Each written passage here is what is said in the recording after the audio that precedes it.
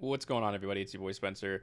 Taking a look at a deck I haven't played in quite some time, but there was a Olympic runner, and he pulled out a Blue Eyes card, so kind of got me a little bit inspired. I'm going to showcase 3 different combos, kind of some of the things that you can do with them, and I'll just go from there. I'll show the deck profile right after. I'm just going to show you 3 variations and different ways that you can kind of combo off in this strategy, and of course it includes Blue Eyes cards. And so one of the cool things about the Synchron engine, which this is all based on, is that you know this is the best card, Junk Converter. It's a 1 card Junk Speeder, right? The whole deck revolves around Junk Speeder, and you can get to it by itself, but you have to discard a tuner. So sometimes it's hand traps, sometimes it's the Synchron monsters, but other times it is the White Stone of Ancients. So this is obviously a tuner card, and at the end phase you get the Blue Eyes Jet Dragon, which is a really good card. So I'm going to just very quickly, this is the most basic form of the combo. But, you know, you can discard that, normal summon, bring back the Junk Converter, and of course, one of the most important parts is that you chain block whenever you can. Pretty much the most used card in all of Yu-Gi-Oh! Is Ash Blossom. So you want to be able to chain block around that. So it's Speeder 1, and then obviously, you know, you chain the Converter 2, which brings something back. It's a little bit, you'll end up using the level 3 tuner. It does come up, but like I said, more importantly, these all get to come out from the deck. And then when Stardust Synchron is special summoned, it gives you a Stardust card, and then you can kind of combo off from there. So you can go ahead and bring out the Stardust Trail, turn that into Excel Synchron. When it's used as synchro material, lets you bring out a little token. Then you can increase it. So what you do is you send an extra copy of Stardust Synchron. So that makes it a level 9. So you combine that with the level 1 token to go into Dispotter.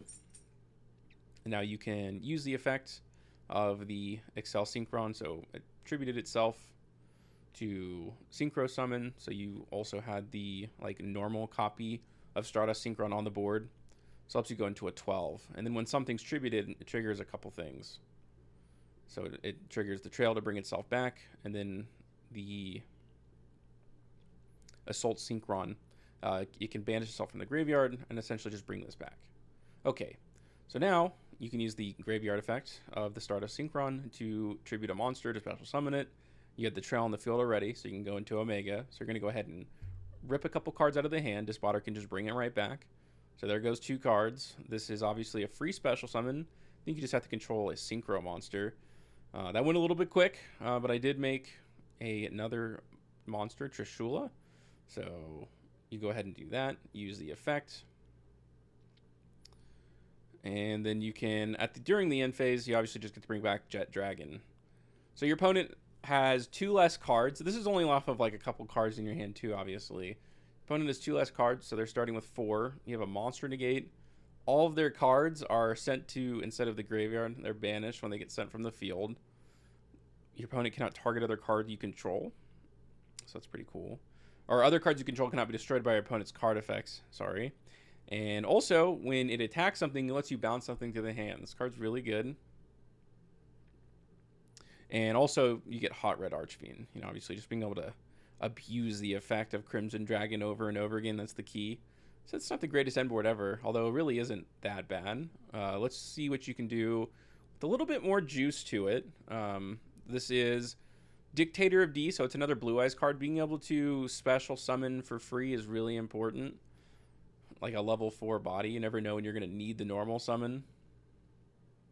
In this case, I think I do. So you can go ahead and this combo is going to look very similar.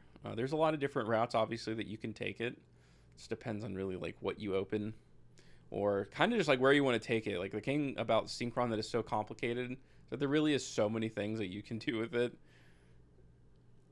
Just like last time, you can bring back the Assault Synchron. There goes the Stardust Synchron, turn that into Psyframe. Again, you're always ripping 2 cards out of your opponent's hand. Or at least 3, normally. Like, I almost always go into Trishula. So I can go ahead and bring that back. Like I said, that goes into Trishula, so another card. In this case, your opponent has just 1 less card. So they're starting with, what? 4 cards, 3 cards in hand, which is, pretty good against your, tiny forms of interruption. And then there we go. You know, I did bring something back. It's not really going to be used, so, maybe you don't, but you know, the Jet Dragon comes back again, and then you can go into Hot Red. Your opponent only has 3 cards, so having a monster negate, having essentially an Omni negate is really good. This can also just bring stuff back. And If your opponent did activate a monster effect, which is kind of important, you're going to shuffle one of the cards you banished back, so they're probably only adding one. So every single turn, you're just like discarding more cards out of their hand. If your opponent hasn't already like straight up scooped at this point. But I did want to show this last one. This is if like using the actual like Blue Eyes cards. You get to go into this, one of the best cards in all of Blue Eyes, which is the Synchro monster, Blue Eyes Spear Dragon. You have to use a Blue Eyes monster. But yeah, it contributed itself to bring out a Dragon Synchro, and that is Crimson Dragon.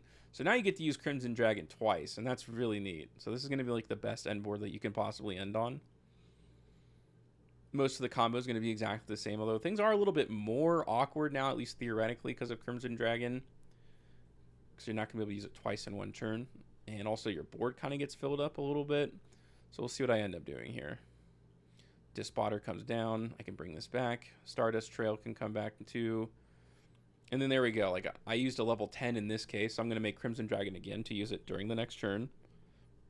Rip a couple cards out of my opponent's hand. I can bring this back. I can go into Shen. And then, assuming you have Whitestone, you can bring out Jet. And then you can bring out Hot Red.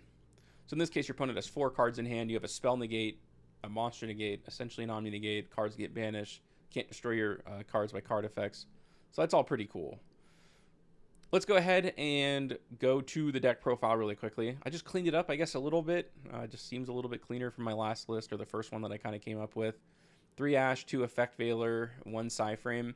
So if you do have this card in your hand, if your opponent ashes it, you've just gone -2 for nothing. So that's bad. So that's why I like to play Gamma. You can get rid of it, play another Effect Veiler, play another like generic tuner hand trap. I just personally like to do it this way. Because if you like were to discard, like let's say you saw one of your other tuners in your hand, whatever the case may be, your opponent ashes it and you respond by Psyframe Gear Gamma, you're probably winning the game. Your opponent's losing the hand trap in their hand. You're going to go into Gamma again to get rid of another card. Over the course of your turn, you'll make Dispotter, bring back Psyframe for the 3rd card, go into Trishula, that's the 4th. I mean, your opponent's going to have like no cards in hand, essentially. So personally, I think it's worth it. And it's also a tuner. At the worst case scenario, Gamma is also a tuner.